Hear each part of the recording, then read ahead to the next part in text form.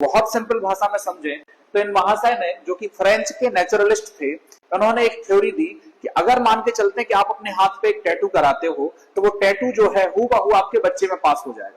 या फिर और सिंपल भाषा में समझें तो आपने कान छिदवाया है तो आपका जो बच्चा पैदा होगा वो कान छिदा हुआ ही पैदा होगा। यही लेमार्क का सिद्धांत।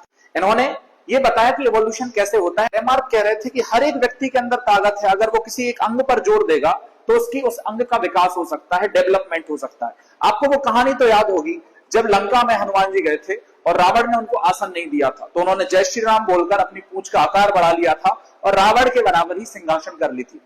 ऐसा लेमार्क कहते हैं ये ताकत सबके पास होती है, सभी के पास ऐसी पावर होती है, इंटरनल वाइटल फोर्स जिसको कहते हैं, जिससे किसी भी अंग का विकास किया जा सकता है। लेकिन जिराफ की गर्दन जो उस समय जो थी छोटी थी, धीरे धीरे जिराफ ने अपनी गर्दन पर जोर दिया और जोर देते देते एक समय में उसकी गर्दन इतनी लंबी हो गई कि वो आसानी से जो है पत्तियों को खा सकता था, तो उसने अपने अंग का उपयोग किया।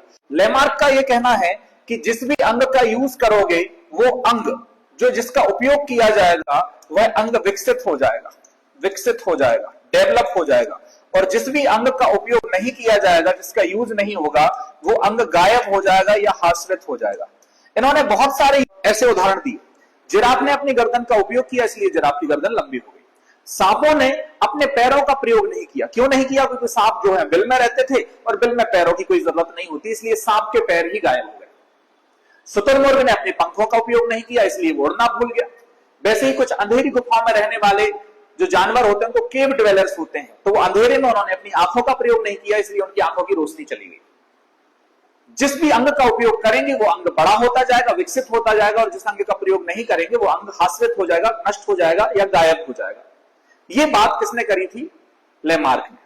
लेकिन ये बात क्या पूर्णतः सत्य है? आप कमेंट में बताइएगा। इस प्रकार से तो आंखों का उपयोग सबसे ज्यादा हो रहा है, हृदय का उपयोग सबसे ज्यादा हो रहा है, लीवर का उपयोग सबसे ज्यादा होता है। आपको कमेंट में बताना है कि लेमार्क की थ्योरी को किसने फेल किया था।